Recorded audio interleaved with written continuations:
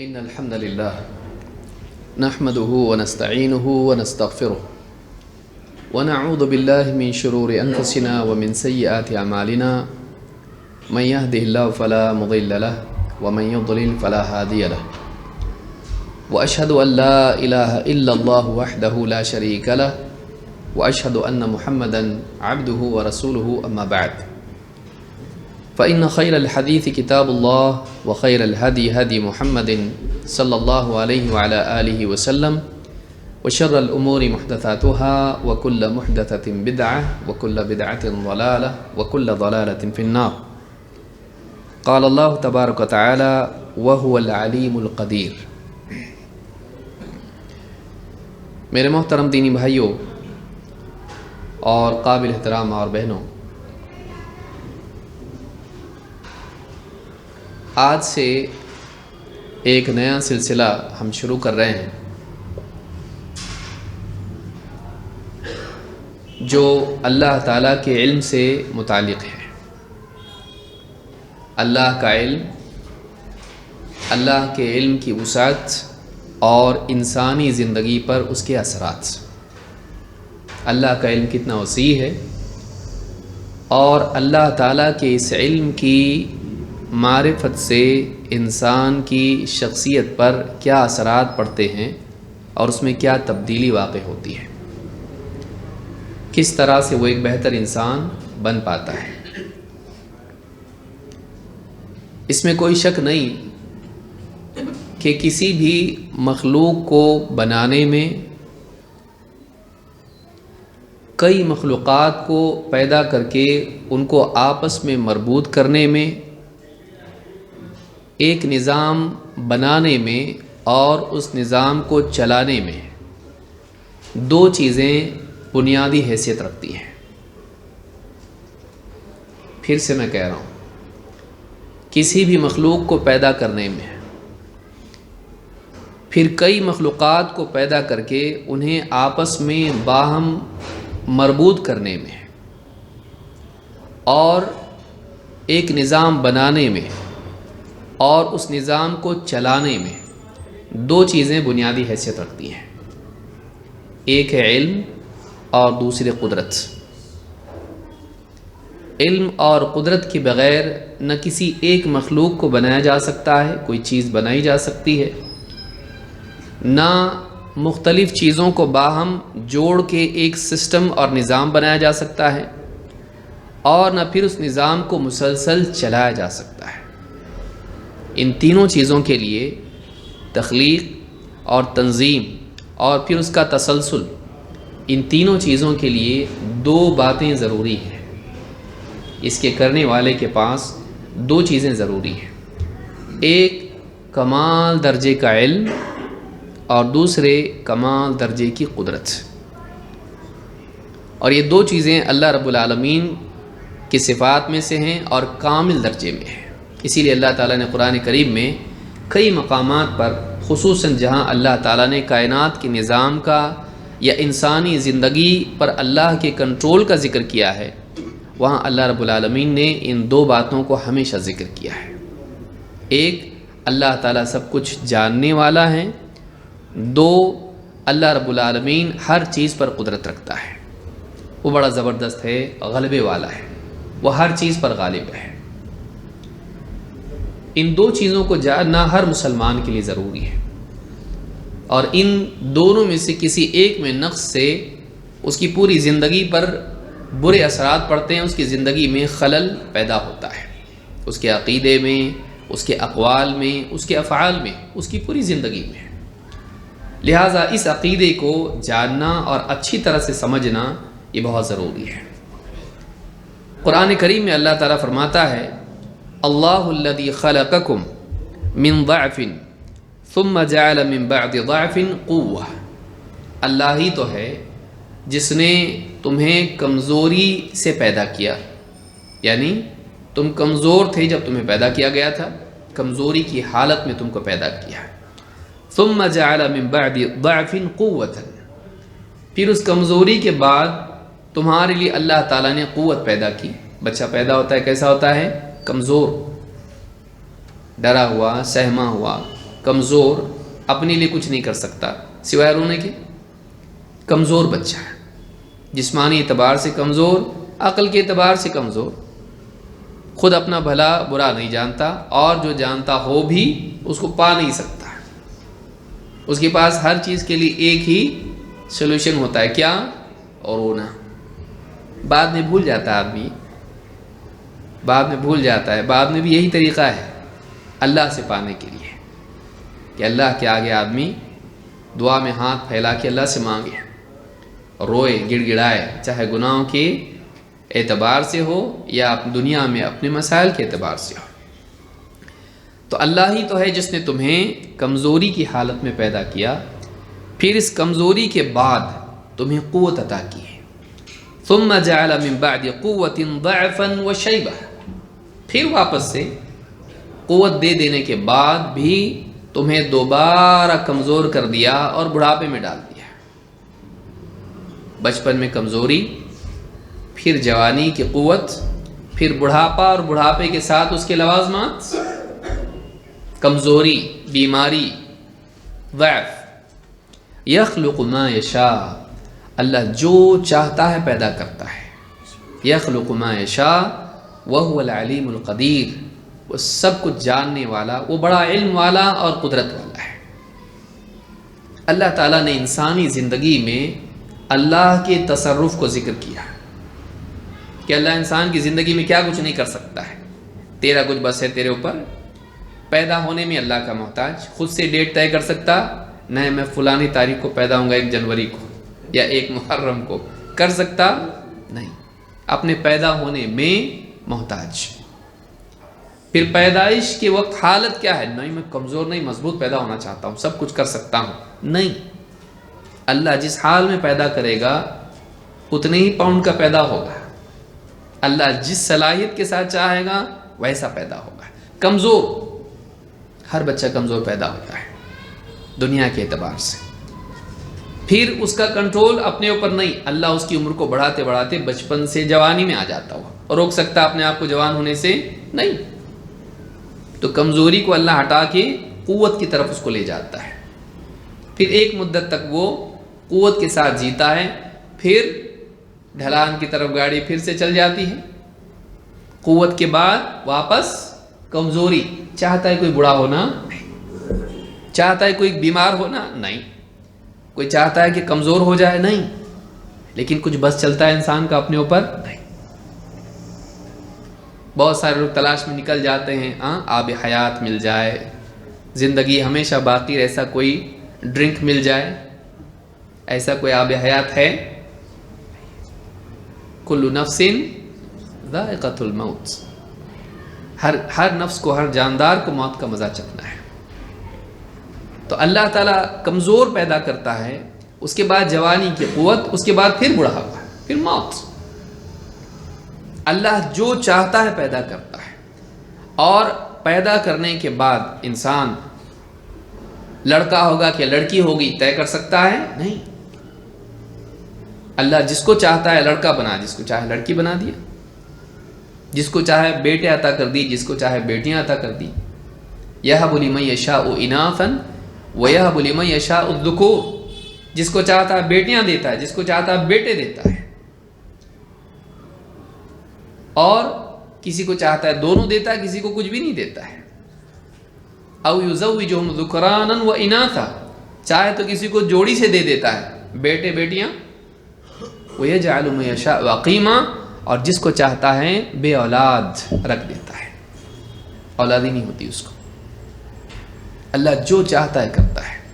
انسانی زندگی میں اللہ کا تصرف چلتا ہے، کیا پیدا کرنا ہے یہ اللہ طے کرتا ہے، اللہ کا فیصلہ ہوتا ہے جو نافذ ہوتا ہے، انسان کا کوئی بس نہیں، انسان کا کوئی اختیار نہیں۔ پھر یہ جو کرنا ہے اس کے لیے کیا چاہیے؟ علم۔ بچے کا پیدا ہونا برابر اس کی مدت ہو جاتی، باہر آ جاتا، اندر اس کے کھانے کا نظام، پینے کا نظام، اس کی تخلیق، ہڈیاں بننا، چمڑی، گوشت، اندر کی رگیں، نسیں، خون کا دوران، آنکھ بننا، کان بننا، زبان بننا، دانت نہیں بنتے ہیں، ضرورت نہیں ہے ابھی،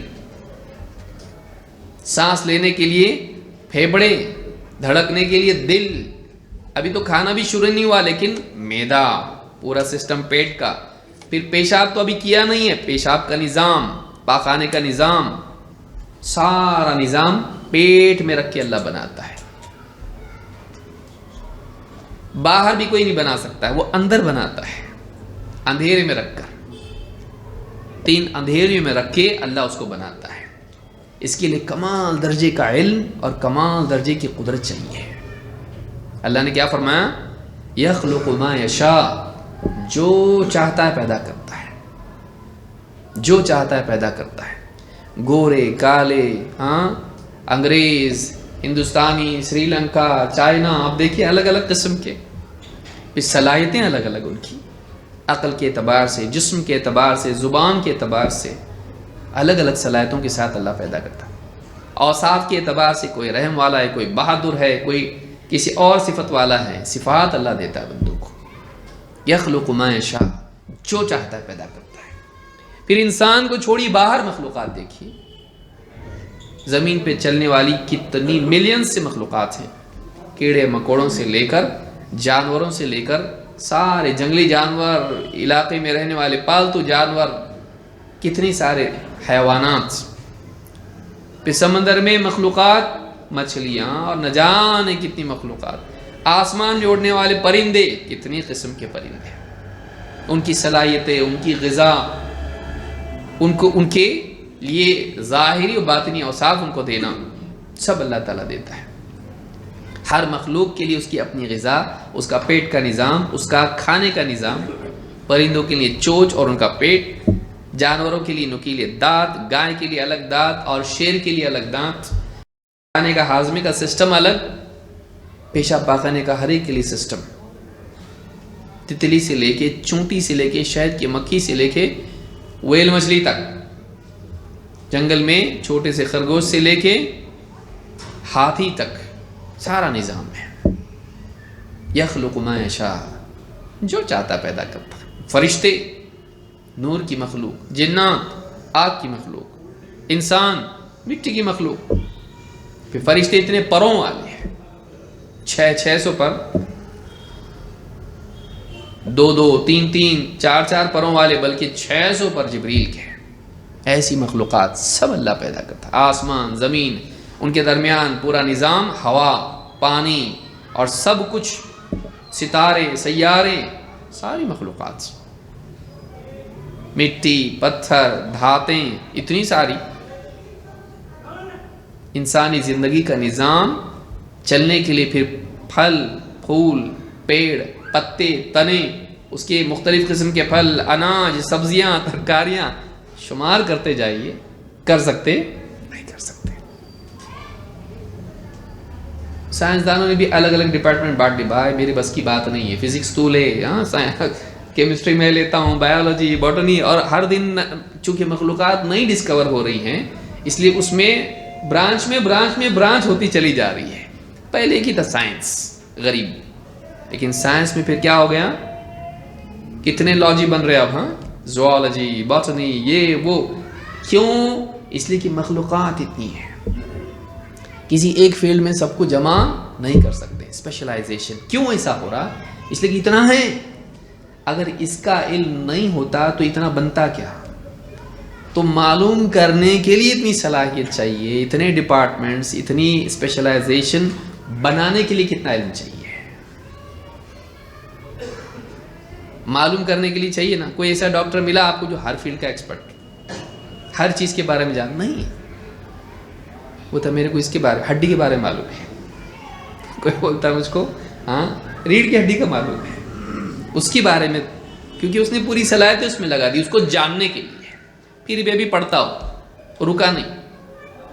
कोई गोश्त के बारे में, कोई रगों के बारे में, कोई दिमाग के बारे में, कोई आंखों के बारे में, कोई दांतों के बारे में। दांत का भी इतना रहता क्या? उसका भी स्पेशलिस्ट है। सीधे साधे भोले भाले दांत है, उसके लिए भी इतना एक्सपर्ट चाहिए, उसके लिए ऐसा रहता, उसमें ये सिस्टम रहता, उसके ऊपर ऐसा बना हुआ रहता। ये बनाने के लिए कितना इल्म चाहिए,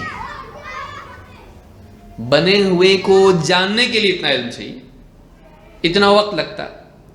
اس کو بنانے کے لیے کتنا علم چاہیے اور کتنی قدرت اللہ کی ہے. آپ دیکھیے کیسا بنایا اللہ تعالیٰ نے. برابر چپ چاپ جیسے پودا نکلتا دانت بھی نکلتے سلو ایک دم برابر. پیدائشی طور پر رہتے دانت نہیں رہتے. آنکھ ایسی نکلتی کیا نہیں, گھبرا جائیں گے لوگ. پیٹ میں ہی وہ بن جاتا ہے کیونکہ اس کو ضرورت ہے اس کی. دانت کی بھی ضرورت نہیں ہے. دانت کو بھی ٹائم ہے. ابھی تو اماں کا دودھ پینے والا ہی ہے, تو زبان برابر دی, ہونٹ برابر دی, ابھی کھائے گا نہیں, گوشت چاول روٹی نہیں کھانے والا ہی. ٹائم ہے اس کو, بعد میں دیں گے اس کو. وہی کیوں بعد میں ملتا؟ سوچ. شروع میں دانت نہیں دے سکتا تھا اللہ, اتنا سب دیا, ایک دانت نہیں دے سکتا تھا. 32 کے کتنا ٹائم لگتا اس کو. سارا دے دیا, ہڈیاں دے دی, دانت نہیں دے سکتا. وہ بھی کیلشیم, یہ بھی کیلشیم ہے نا, لیکن وہ دے دیا, ہڈیاں دے دی کیونکہ چاہیے تھا, دانت نہیں دیے تاکہ بندہ سوچے, دیکھنے والے سوچے کیسا اللہ تعالیٰ ہے. ابھی اس کو ضرورت نہیں ہے اس کی, اس لیے اللہ نے نہیں دیا اس کو. تو اس کو معلوم ہے کب دینا, اس لیے وہ علم والا بھی ہے اور حکمت والا بھی ہے. حکمت کا تقاضا یہ ہے کہ صحیح مناسب وقت پر مناسب چیز دی جائے, یہ حکمت ہے. وضع الشیء فی موضعہ, کسی چیز کو اس کے مناسب مقام پر رکھنا, وقت کے اعتبار سے, جگہ کے اعتبار سے. جگہ کے اعتبار سے بھی دیکھیے, سر کی جگہ سر, ہاتھ کی جگہ ہاتھ, پاؤں کی جگہ پاؤں, الٹا پلٹا نہیں ہے. سارا جسم کا ڈھانچہ اپنی مناسب جگہ پر ہے. دیکھیے اس کے لیے علم نہیں چاہیے, کمال درجے کا علم چاہیے. اس کی تحقیق کے لیے جب اتنا محنت لگتی ہے, اتنا باریکیاں اس میں ہے, جاننے کے لیے علم والا اس کو مانا یہ ایکسپرٹ ہے, ہی ہے, بہت ایکسپرٹ ہے, یہ فلاں چیز کا ایکسپرٹ ہے. تو آپ سوچئے کہ اس کے بنانے کے لیے کتنا علم چاہیے, کمال درجے کا. تو اللہ تعالیٰ فرماتا ہے کہ تم کو اللہ تعالیٰ ہی نے پیدا کیا ہے کمزوری کی حالت میں, پھر اس کے بعد اللہ تعالیٰ نے تم کو قوت دی, پھر اس قوت کے بعد پھر سے اللہ نے کمزور کر دیا, بڑھاپا دیا. جو چاہتا ہے اللہ پیدا کرتا ہے, یعنی جس حال میں چاہتا ہے اللہ ڈھالتا ہے. وہی ایک انسان ہے, بچپن کا اس کا سیلفی دیکھو, جوانی کا اور بڑھاپے کا الگ. ایک ہی مخلوق کو ایک حال سے دوسرے حال میں اس نے ایسا ڈھال دیا کہ اگر کسی کو 3 فوٹو بتائیں تو پہچانے بھی نہیں. یہ کون بیٹا ہے کیا آپ کا؟ یہ میں ہوں. یہ کون نواسا؟ یہ بھی میں ہوں. ایک حال سے ایسی حالت میں اللہ تبدیل کرتا ہے کہ تینوں میں کوئی جوڑ نہیں, اتنا تغیر, لیکن شخص ایک ہی ہے. یہ بتا رہا ہے اللہ تعالیٰ کہ اللہ تجھ پر قادر ہے. اللہ تعالیٰ جس حال میں چاہے تجھے ڈھال سکتا ہے, جس حال میں چاہے تجھے تبدیل کر سکتا ہے. اس کا علم اور اس کی قدرت کمال درجے میں ہے. اسی لیے انسان کا پورا حال بتایا, بچپن کمزوری, پھر جوانی, پھر بڑھاپا, پھر کمزوری, پھر اور آخر میں کیا فرمایا؟ یخلق ما یشاء, جو چاہتا ہے اللہ پیدا کرتا ہے. اس میں اس طرف بھی اشارہ ہے, آگے بھی ایک سٹیج ہے. 3 سٹیجز سے تو گزار دیا, چوتھی کا انکار کرتا تو مرنے کے بعد واپس زندہ کرنا. بچپن کی حالت میں پیدا کیا, چوائس تھی تیری؟ نہیں. اگلی مرتبہ چوائس رہے گی. بھائی پہلی بار چوائس نہیں تھی, دوسری بار تیری چوائس رہے گی.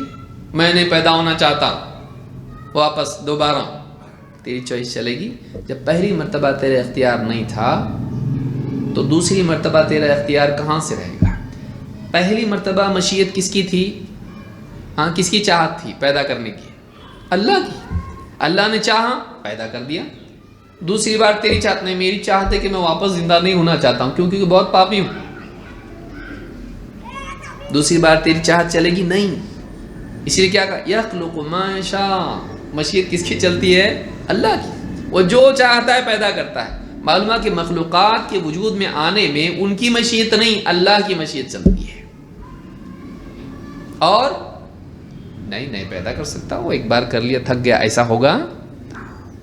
وَلَمْ يَعْيَ بِخَلْقِهِمْ, وہ عاجز نہیں آیا مخلوقات کے پیدا کرنے سے کہ پہلے کر سکتا تھا, اب تھوڑا معاملہ نہیں چل رہا آج کل.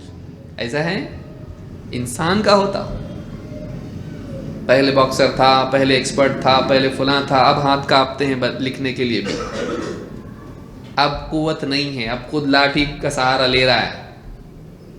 وہ انسان ہے جو کمزور ہو جاتا ہے، اللہ نہیں. اللہ ہمیشہ سے علم و قدرت والا ہے، آج بھی ہمیشہ رہے گا. اس کے پاس نقص نہیں، اس کے پاس کمال ہی کمال ہے، اور کمال کا دوام ہے. کل یوم ہوا فی شأن. کہا وَهُوَ الْعَلِيمُ الْقَدِيرُ، کہ وہ جانتا ہے، علم والا ہے اور قدرت والا ہے. دو چیزیں اللہ نے جمع کر کے بتا دیا ہے. اور کئی جگہ آپ دیکھیں قرآن کریم میں آپ کو ملے گا. مثال کے طور پر یہ بات ایسی تھی جو مشرکین بھی مانتے تھے. یہ بات اتنی، یہ دو باتیں، اللہ کا علم والا اور قدرت والا، غالب ہونا، اپنے فیصلوں میں جو چاہتا کر سکتا ہے، زبردست ہے، غلبے والا ہے، کوئی عاجز نہیں بنا سکتا اس کو، اور کہیں اس کے پاس نقص اور کمی اور کمزوری نہیں ہے. اللہ تعالیٰ کی یہ بات مشرکین بھی مانتے تھے. آپ دیکھیے قرآن کریم میں سورہ زخرف میں آیت نمبر 9 میں اللہ فرماتا ہے وَلَئِن سَأَلْتَهُم مَّنْ خَلَقَ السَّمَاوَاتِ وَالْأَرْضَ لَيَقُولُنَّ خَلَقَهُنَّ الْعَزِيزُ الْعَلِيمُ. اگر اے نبی آپ ان مشرکین سے پوچھو گے کہ آسمان اور زمین کو کس نے پیدا کیا، کون خالق ہے آسمان و زمین کا، یہ پورا نظام جو تم کو اپنے اطراف دکھائی دے رہا ہے، اس کا خالق کون ہے، ذرا بتاؤ. مشرکین سے پوچھیں تو کیا کہیں گے؟ لَيَقُولُنَّ، ڈیفینیٹلی وہ یہی کہیں گے، یعنی اللہ کو معلوم ہے اور یقیناً ان کا جواب یہی ہوگا. لَيَقُولُنَّ، لام التاکید، نون التاکید، عربی کے قاعدے کے اعتبار وہ یہی کہیں گے. لَيَقُولُنَّ کیا؟ خَلَقَهُنَّ الْعَزِيزُ الْعَلِيمُ، ان سارے آسمانوں کو اور زمین کو اس نے پیدا کیا ہے جو العزیز ہے، العلیم ہے. العزیز ساری چیزوں پر غالب اور زبردست، اور علیم سب کچھ جاننے والا. مشرکین بھی مانتے تھے یہ سارا پیدا کرنے والا کوئی معمولی ایسا ویسا تھوڑی نہ ہو سکتا ہے، وہ زبردست اللہ جو کمال درجے کا علم رکھتا ہے، علم والا، غلبے والا، قدرت والا، حکمت والا. اسی طرح سے آپ دیکھیں سورۃ الانعام میں تھوڑا سا اور تفصیل سے اللہ نے بیان کیا ہے، اسی کی تفصیل ہم دیکھیں گے انشاءاللہ. اللہ تعالیٰ سورۃ الانعام میں فرماتا ہے ان اللہ فالق الحب والنوى، اللہ وہ ہے جو بیج اور گٹھلی کو پھاڑ کے اس میں سے پودا نکالتا ہے. کہاں رہتا وہ؟ زمین کی گہرائی میں دبا ہوا بیج. کسان تو ڈال دیتا اور اس پہ مٹی بھی ڈال دیتا، زمین کے سینے میں پیوست وہ بیج اور وہ گٹھلی، اس کو اللہ پھاڑ کے کیا کرتا ہے؟ اس میں سے پودا نکالتا ہے. یخرج الحی من المیت، اللہ وہ ہے جو مردہ سے زندہ کو نکالتا ہے. ومخرج المیت من الحی، اور اللہ وہ ہے جو زندہ سے مردہ کو نکالتا ہے. ساری مثالیں چھوڑ دیجئے، ایک موٹی مثال لیجئے. مرغی کہاں سے آتی؟ اب یہ مت کرنا کہ مرغی پہلے کہ انڈا پہلے، مرغی پہلے، کیونکہ انڈے پہ بیٹھنے کے لیے مرغی چاہیے. پہلے مخلوقات اللہ پیدا کرتا ہے، اللہ تعالیٰ پہلے مخلوق پیدا کرتا ہے، پھر اس سے جاری رہنے کا نظام. پہلے مٹی سے آدم علیہ السلام کو بنایا، پھر پانی سے سلسلہ شروع کیا. تو اللہ تعالیٰ نے، آپ دیکھیے مرغی کہاں سے نکلتی؟ ہاں، ڈربے سے، انڈے سے. انڈا زندہ رہتا، بے جان ہے، اس میں سے ایک جاندار مخلوق کچھ دن تک وہ انڈا ویسے ہی رہتا ہے، اس میں سے کیا نکلتی؟ پھر زندہ چوزا نکلتا ہے. پھر مرغی میں سے انڈا جو نکلتا وہ کیا ہے؟ زندہ رہتا، ہاں، وہ نکلتی چلتے جاتا، بے جان انڈا ہے. سے بے جان کو انسانوں میں بھی ہوتا ہے کہ انسان کی جسم سے ایک نطفہ نکلا، جاندار ہے، وہ حیات ہے اس میں، 4 مہینے بعد اس میں جان آتی ہے. اور کبھی پیٹ سے مردہ بچہ بھی پیدا ہو جاتا ہے، زندہ سے مردہ اور مردہ سے زندہ، کئی اعتبار سے اس کو سمجھایا جا سکتا ہے۔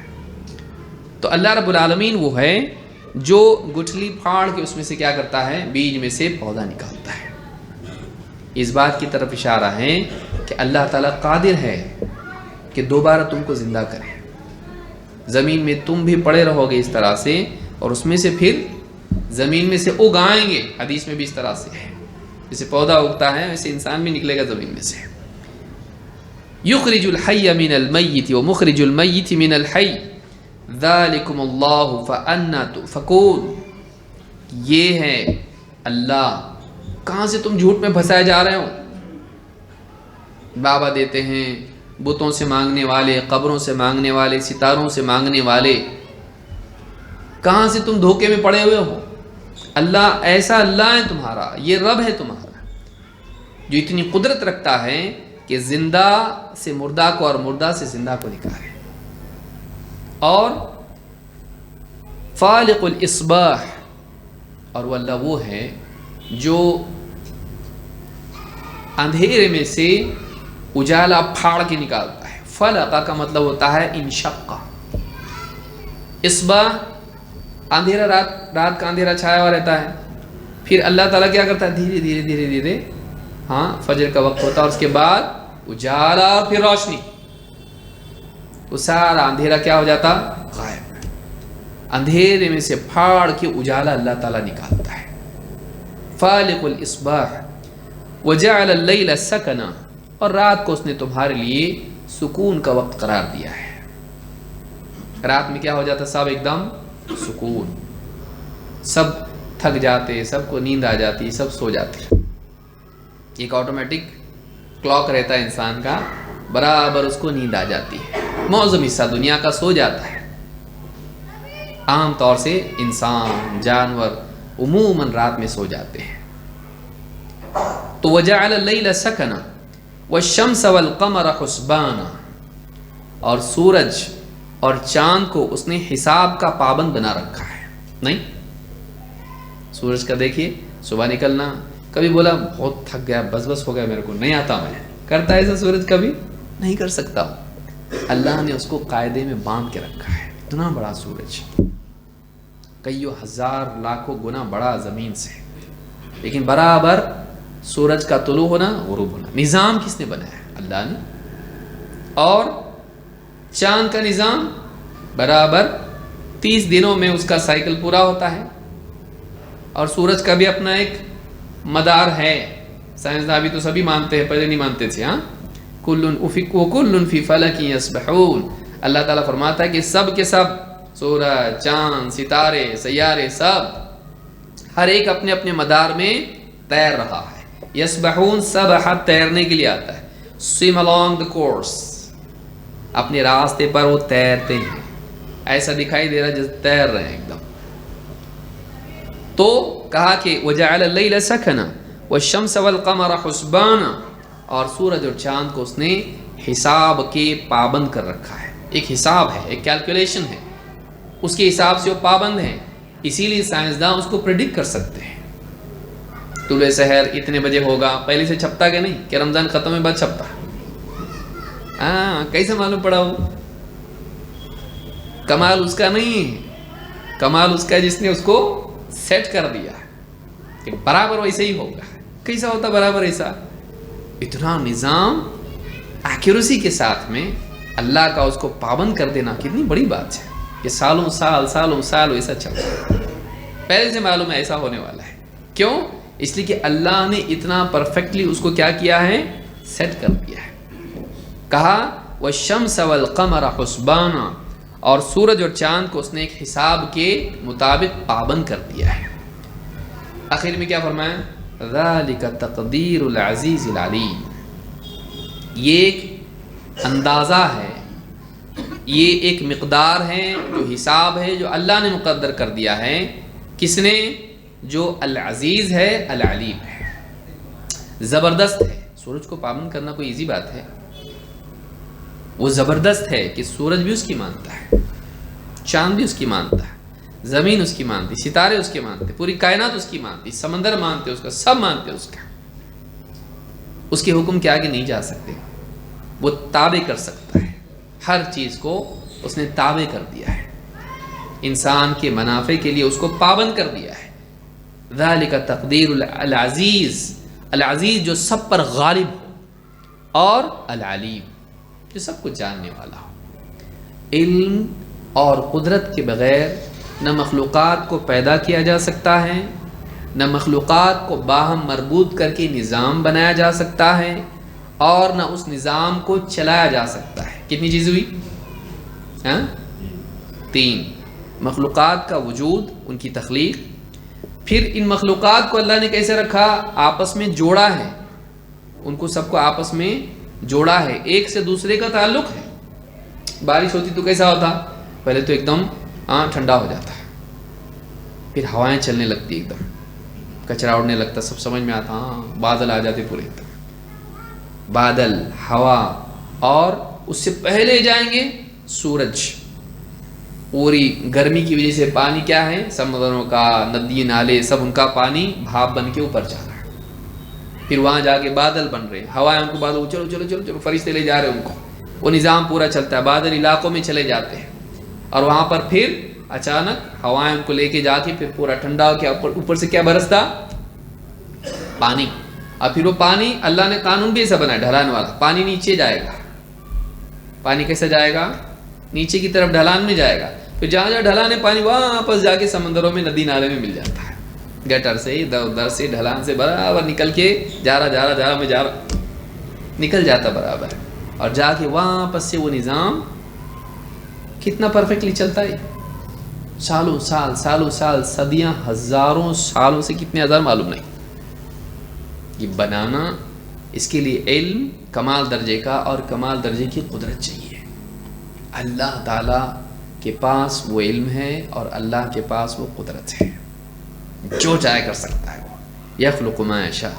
تو کہا کہ ذالک تقدیر العزیز العلیم، تو اللہ کا یہ علم ہے، یہ ہم کو ہمارے دل میں بات پیوست ہونی چاہیے۔ اللہ کے مقابلے میں انسان کا علم کیا ہے؟ اس علم کو بتانے کے لیے اللہ نے کیا فرمایا؟ فلا تضربوا للہ الامثال، اللہ کے لیے مثالیں مت گھڑو، ان اللہ یعلم وانتم لا تعلمون، اللہ جانتا ہے اور تم نہیں جانتے۔ انسان کے علم کو بتانے کے لیے اللہ کے مقابلے میں انسان کے علم کو بتانے کے لیے اللہ نے کیا بتایا؟ نہیں جانتے تم، کچھ بھی نہیں جانتے تم، خصوصاً اللہ کے بارے میں۔ میڈیٹیشن کر کے اللہ کے بارے میں جان سکتا ہے انسان؟ اللہ کے بارے میں جاننے کے لیے کیا ہے؟ الرحمن فاسأل به خبیرا، رحمان، اس کے بارے میں تو جانکار سے پوچھ۔ جانکار کون؟ اللہ کے نبی۔ اللہ تعالیٰ اپنے بارے میں کس کو بتاتا ہے؟ اپنے نبیوں کو، اپنے نبیوں کو بتاتا ہے۔ انبیاء آ کے اللہ کے بارے میں بندوں کو بتاتے ہیں، اللہ کی طرف سے نازل ہونے والی وحی۔ انبیاء کو کون بتاتا؟ اللہ۔ انبیاء کو اللہ بتاتا ہے اللہ کیسا ہے، اللہ کی صفات کیا ہے، اللہ تعالیٰ کیا کر سکتا ہے، اللہ نے کیا کیا ہے، اللہ کیا کرے گا۔ اللہ اپنے بارے میں اپنے نبیوں کو بتاتا، اور نبی پھر لوگوں کو بتاتے ہیں۔ اس کے بغیر بندہ اللہ کے بارے میں جان سکتا نہیں، کوئی بندہ جان نہیں سکتا جب تک کہ اللہ نہیں بتائے۔ اسی لیے اللہ کے بارے میں اپنی عقل سے بول سکتے؟ اپنی عقل سے نہیں بول سکتے۔ اللہ کے بارے میں بولنے کے لیے کیا چاہیے؟ وحی والا علم، نبیوں والا علم، کتاب و سنت کا علم۔ اس کے بغیر آدمی اللہ کے بارے میں بول ہی نہیں سکتا ہے، بولنے جائے گا غلطی کرے گا۔ کیوں؟ اللہ تعالیٰ ہم سے چھپا ہوا ہے، وہ غیب میں ہے، تو ہم اپنے طور پر اپنی عقل سے فلسفے گھڑ کے اللہ کے بارے میں بول سکتے نہیں، اور جہاں بھی آدمی نے ایسا کیا ٹھوکر کھائی ہے۔ دیکھو اللہ تک کسی بھی بادشاہ کے پاس ہم کو اپنا معاملہ پیش کرنا ہو تو کیا کرنا پڑتا؟ کسی کے تھرو جانا پڑتا، ہم کو کیس اپنا لڑنا پڑتا، جج کے سامنے کیا کرنا پڑتا؟ وکیل کے تھرو کرنا پڑتا، وکیل اپنا کیس لڑتا۔ تو اب کیا کرتا ہے انسان؟ اپنی عقل سے اللہ کے بارے میں فلسفہ گھڑا اور کہا جب یہ ایسا ہے تو پھر اللہ کے پاس بھی ہمارے کچھ وکیل ہونے چاہیے۔ کون ہے وکیل؟ بابا۔ بابا ہماری طرف سے ہمارا کیس لڑیں گے قیامت کے دن، تو کیا کرو؟ وکیل کو خوش کرنا پڑتا ہے، تو دنیا میں کس کو خوش کرنا پڑے گا؟ بابا کو۔ ساری کندوری سے لے کے ان کی تعظیم سے لے کے سجدوں سے لے کے نظر و نیاز سے لے کے سارے عبادتی اعمال اللہ کی بجائے کس کے لیے کر رہا ہے؟ بابا کے لیے۔ اپنی عقل سے ایک فلسفہ گڑھا، کنویں سے پانی نکالنا کیا کرتے؟ ڈول ڈالنا پڑتا اس میں، وسیلہ ہے نا، وسیلہ چاہے اوپر جانا ہو یا نیچے۔ اگر اوپر جانا ہے 10ویں منزل پر تو کیسا کریں گے؟ سیڑھیوں سے۔ ابھی ماڈرن ایج میں کیا کریں گے؟ ہاں، لفٹ سے یا ایلیویٹر سے، ایسکیلیٹر سے، جو بھی بولنا بولو، اوپر اس کے ذریعے سے جاتے ہیں۔ ذریعہ لگتا کہ نہیں لگتا؟ لگتا۔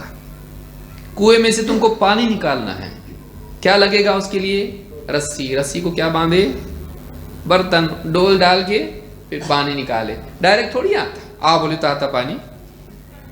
نہیں آتا، ڈول ڈالنا پڑتا ہے، ڈول کے ذریعے سے لیتے، وسیلہ ہے یہ۔ تو چاہے اوپر ہو یا نیچے ہو وسیلہ لگتا ہے۔ تو اللہ تعالیٰ سے لینے کے لیے بھی کیا چاہیے ہم کو؟ وسیلہ۔ فلسفہ گھڑا، عقل سے بیٹھ کے محنت بہت کیا اس کے اوپر، اتنا آسانی سے آتا کہ سوچ کے بنایا ہے اس طرح سے ایک فلسفہ۔ فلسفہ نہیں ہے یہ، فلسفہ ہے۔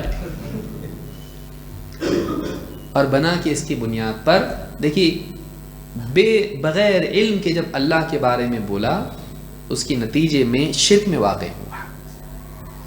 اسی لیے بعض علماء نے قرآن کریم کی تفسیر میں یہ بات بھی کہی، ابن قیم نے بات کہی ہے کہ اللہ تعالیٰ نے یعنی اللہ کے بارے میں بلا علم بات کرنے کو سب سے اخیر میں رکھا۔ وَأَن تَقُولُوا عَلَى اللَّهِ مَا لَا تَعْلَمُونَ، سارے حرام کام بتائے اور ان میں سب سے اخیر میں کیا بتایا؟ شرک کے بھی بات۔ وَأَن تُشْرِكُوا بِاللَّهِ مَا لَمْ يُنَزِّلْ بِهِ سلطانہ، اور اس کے بعد اللہ تعالیٰ نے کیا کہا؟ وَأَن تَقُولُوا عَلَى اللَّهِ مَا لَا تَعْلَمُونَ، کہا یہ اینڈ میں رکھا، یعنی سنگین سنگین سنگین سنگین ہوتے جا رہا، شرک بھی آیا اور اس کے بعد ایک اور چیز آ رہی، کیا آ رہی ہے؟ اللہ کے بارے میں بغیر ان کے بولنا، کیونکہ شرک بھی اسی سے جنم لیتا ہے۔ شرک بھی کس سے جنم لیتا ہے؟ اللہ کے بارے میں بلا علم بولنا۔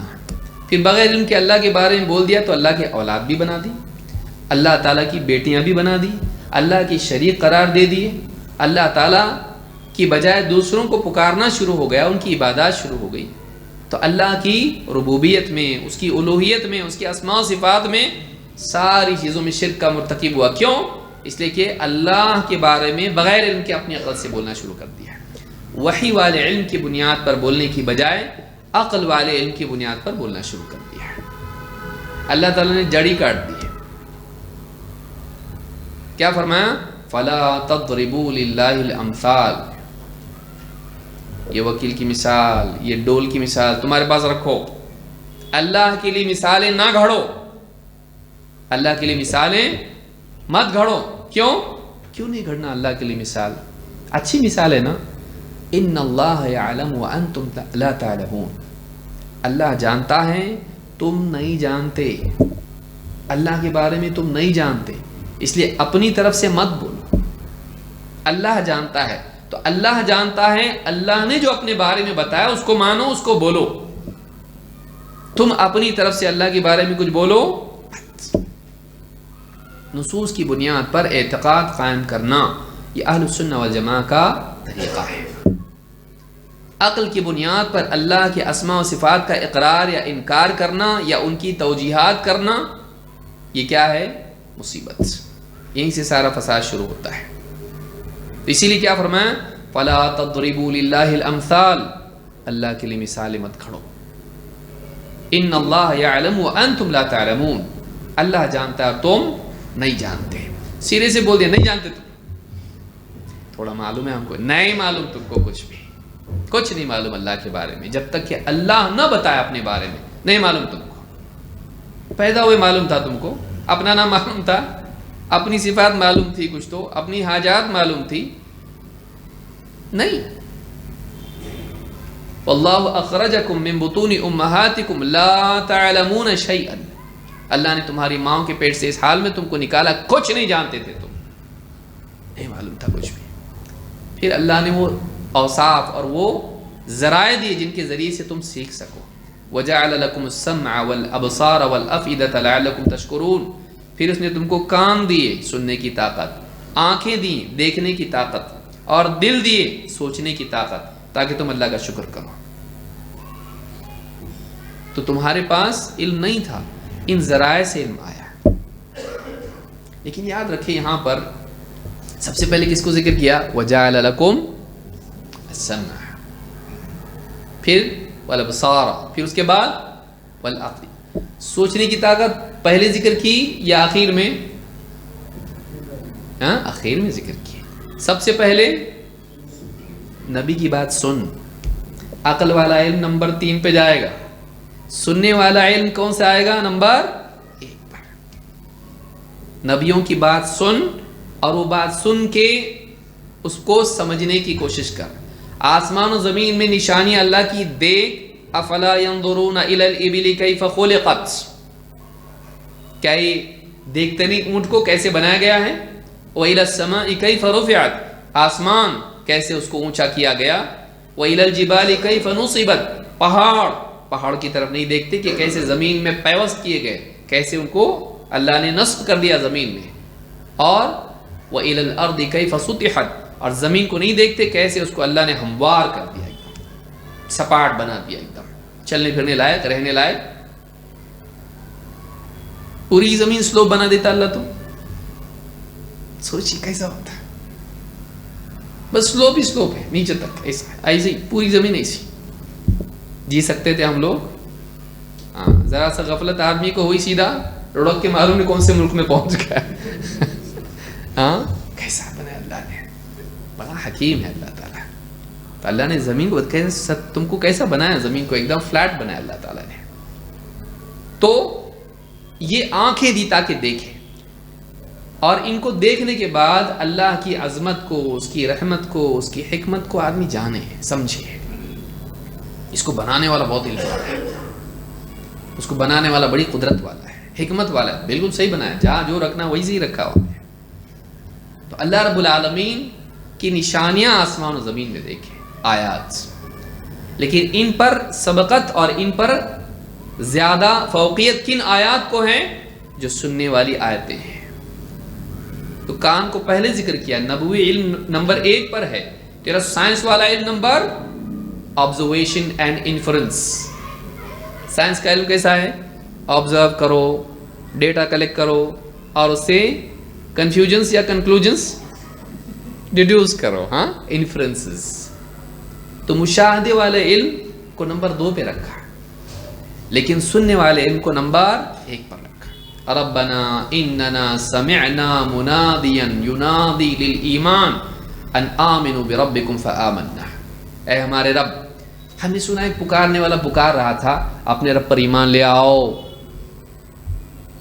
تو ہم نے کیا کیا؟ ہم ایمان لے آئے، سنا اور ایمان لے آئے. پھر اللہ کا حکم سمعنا و اطعنا، ہم نے سنا مان لیا. سننے اور ماننے کے بیچ میں کچھ ایسا فصل نہیں ہے سوچیں گے ماننے کا کہ نہیں ماننے کا، ایسا ہے نہیں. ایمان والے سنتے فوراً مان لیتے، حکم سامنے آیا تسلیم، سنا اور مانا. تو وہ جو سننا ہے نمبر 1 پر ہے. تو اللہ کے بارے میں ہم سننے والے علم سے دلیل پکڑتے ہیں، دیکھنے والے علم سے نہیں. سائنس والے علم سے، اپنی عقل سے کچھ بھی نکال کے ہم اللہ کے بارے میں عقیدے گھڑیں گے نہیں. جو ہمارے نبی نے ہم کو بتایا ہم اس کو سنتے ہیں، اس کو ہم مانتے ہیں. اللہ کے بارے میں وہی ہمارا عقیدہ ہوتا ہے، قرآن اور سنت والا. یاد رکھیں گے اس کو. تو اللہ نے فرمایا فَلَا تَضْرِبُوا لِلَّهِ الْأَمْثَالَ إِنَّ اللَّهَ يَعْلَمُ وَأَنْتُمْ لَا تَعْلَمُونَ. اللہ کے بارے میں مثالیں مت گھڑو، کچھ بھی مثالیں بنا کے اللہ کے بارے میں اس کو مت بنا دو. اللہ کے بارے میں عقیدے اس کی بنیاد پر مت قائم کرو. ان اللہ یعلم وانتم لا تعلمون، اللہ جانتا ہے اور تم جانتے نہیں. یہ سورہ النحل کی آیت نمبر 74 ہے. خضر کا لمبا واقعہ ہے موسیٰ علیہ السلام کے ساتھ، جو صحیح بخاری مسلم دونوں میں ہے. پورا واقعہ تو ہم ذکر نہیں کریں گے، بہت عجائبات اس میں، قرآن کریم میں بھی سورۃ الکہف میں واقعہ ہے. لیکن اس میں خضر نے ایک جملہ کہا موسیٰ علیہ السلام سے. وہ یاد رکھنے کا ہے۔ اللہ کے نبی صلی اللہ علیہ وسلم فرماتے ہیں فقال الخضر لموسیٰ، خضر نے موسیٰ سے کہا، موسیٰ علیہ السلام سے کہا ما علمک وعلمی وعلم الخلائق فی علم اللہ، میرا علم، تمہارا علم اور ساری مخلوقات کا علم اللہ کے مقابلے، اللہ کے علم کے مقابلے میں ایسا ہے الا کمقدار ما غمس هذا العصفور من قارہ، یہ جو چڑیا ہے نا، اس نے کشتی پہ بیٹھی ہوئی چڑیا ہے، اس نے چونچ ماری پانی میں، سمندر میں، دریا میں، جو بھی ہے، اور اس میں سے جتنا پانی پیا اس نے، پورے سمندر کے مقابلے میں اس کا جو علم ہے نا اتنا بھی نہیں ہمارا علم، تمہارا، میرا اور ساری مخلوقات کا علم، نیوٹن بھی، سب جتنا علم مخلوقات کا ہے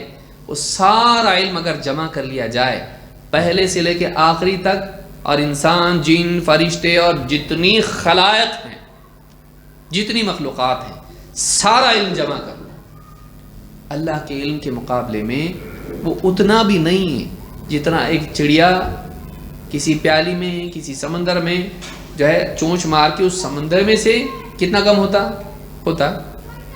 اتنا بھی نہیں، وہ سمجھانے کے لیے بولا گیا ہے، یہ ذہن میں بات بیٹھے اس کے لیے، ورنہ اتنا بھی نہیں ہے، کیونکہ وہ بھی اللہ کا دیا ہوا ہے، وہ بھی کیا ہے؟ اللہ کا دیا ہوا ہے۔ وَلَا يُحِيطُونَ بِشَيْءٍ مِّنْ عِلْمِهِ إِلَّا بِمَا شَاءَ، اللہ کے علم میں سے کسی ایک چیز کا بھی وہ احاطہ نہیں کر سکتے ہیں مگر صرف اس کا جس کو اللہ چاہے، ان کو معلوم پڑنا چاہیے، ورنہ کتنی مرتبہ سیب گرا لیکن نیوٹن سوچا کبھی نیچے کیوں گرا ہے؟ سوچا نہیں، زمانے سے لوگ دیکھتے ہیں، اللہ جب چاہتا ہے مخلوق کے لیے ایک علم کو میسر کر دیتا ہے، وہ بھی اللہ کی کنٹرول میں ہوتا ہے، وہ بھی اللہ کی توفیق سے ہوتا ہے، ورنہ نہیں۔ تو یہ بخاری میں یہ روایت موجود ہے، تفسیر القرآن حدیث نمبر 4727 اور صحیح مسلم کتاب الفضائل حدیث نمبر 2380، الفاظ صحیح مسلم کے ہیں۔ تو اللہ کے علم کے مقابلے میں بندوں کا علم کچھ بھی نہیں ہے، اللہ کا علم بہت وسیع ہے۔ انشاءاللہ مزید باتیں ہم اگلے درس میں دیکھیں گے کہ اللہ کے علم کے بارے میں کیا چیزیں ہم کو معلوم ہونی چاہیے، اور اسی کے ساتھ ہم دیکھیں گے کہ جب ایک آدمی واقعی اس کو شعور ہوتا ہے کہ اللہ کتنا علم والا ہے، تو اس احساس کے نتیجے میں اس کی شخصیت میں، اس کے دل میں، اس کی زبان، اس کے اعمال میں کیا تبدیلی آتی ہے، کیا تبدیلی اس کے اندر آتی ہے، کیا اثرات اس پر پڑتے ہیں، انشاءاللہ ہم اس کو بھی دیکھیں گے۔ تو آنے والے کچھ دروس میں اصل میں مجھ کو خوارج سے متعلق ایک لمبا کورس لینا ہے، تو ابھی ہمارے پاس رمضان سے پہلے میں سمجھتا ہوں مشکل سے 4 ہفتے ہیں، جنوری، فروری اور پھر مارچ ہے، اس کے بعد رمضان شروع ہو جائے گا، تو اتنے وقت میں وہ خوارج والا معاملہ نپٹنے والا نہیں ہے، اس کے لیے زیادہ وقت چاہیے۔ انشاءاللہ اس کو ہم رمضان سے آگے، رمضان کے بعد شروع کریں گے، اور پھر انشاءاللہ تفصیل سے دیکھیں گے خوارج کے اوصاف کیا ہیں۔ سب سے بدترین فرقہ اسلامی تاریخ میں پہلا اور بدترین خوارج تھے، تو ان کی برائی کیا تھی اور ان کی صفات کیا تھی، اور ان کے تعلق سے ہم کو کیا موقف رکھنا چاہیے، اور ہمارے اندر وہ چیزیں نہ آئیں اس کے لیے ہم کو کیا کرنا چاہیے، ساری چیزیں ہم لوگ انشاءاللہ ایک بڑا کورس رہے گا، تفصیل سے اس کو ہم دیکھیں گے انشاءاللہ، اور دلائل کیا ہے ان کے بارے میں وہ ساری دلیل دیکھیں گے، تو اس کے لیے زیادہ وقت درکار ہے۔ اس سے پہلے ہم انشاءاللہ ان 4 ہفتوں میں کوشش کریں گے کہ اللہ تعالیٰ کے بارے میں ہم جانیں، اور یہ بھی دیکھیں کہ اس کے اثرات ایک مسلمان کی، ایک انسان کی زندگی پر کیا پڑتے ہیں جب وہ واقعی اللہ کے علم کا استحضار اس کے قلب میں ہوتا ہے۔ اللہ تعالیٰ ہم سب کو اللہ کی عظمت کا شعور نصیب فرمائیں، اور اللہ تعالیٰ پر ایمان لانے والا، اللہ سے ڈرنے والا، اللہ پر یقین کرنے والا، اللہ سے محبت کرنے والا ہم سب کو بنائے۔ اقول ھذا واستغفر اللہ لی ولکم۔